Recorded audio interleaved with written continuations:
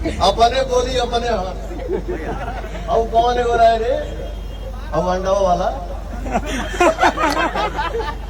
अरे भाई भैया अरे प्रत्यक्ष हम के मारा भैया भैया हम आ जाता नहीं हम आ जाता नहीं भैया भैया भैया। अरे दादा और भाई बहुत मस्त रही है। आपको देखता हूँ मैं इंस्टा पे। भैया भैया एक मिनट कभी आप बैठिए आप बैठिए प्रेम से भाई के सुनिए मनोरमा खाते दो चार गो शब्द बोला आप बैठिए आप प्रेम से हैरान हो जाते हैं। भाई प्लीज साइड हो जाइए आप लोग साइड हो जाइए हम लोग साइड हो जाइए। आज हमरा खातिर सौभाग्य की बात बा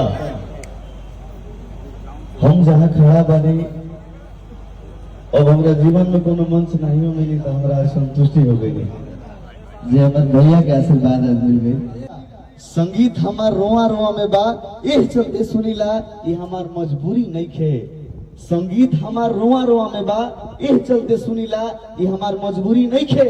अब भोजपुरी में केहू केतनो झमकावता केहू केतनो बोलता तो बोले दा बाकी हम एके गो बात जानिला पवन सिंह के बाद भोजपुरी नहीं खे। भैया प्यार हमू करीला लेकिन हमार प्यार केहू के हिक ना लागेला। प्यार हमू करीला लेकिन हमार प्यार केहू के हिक ना लागेला।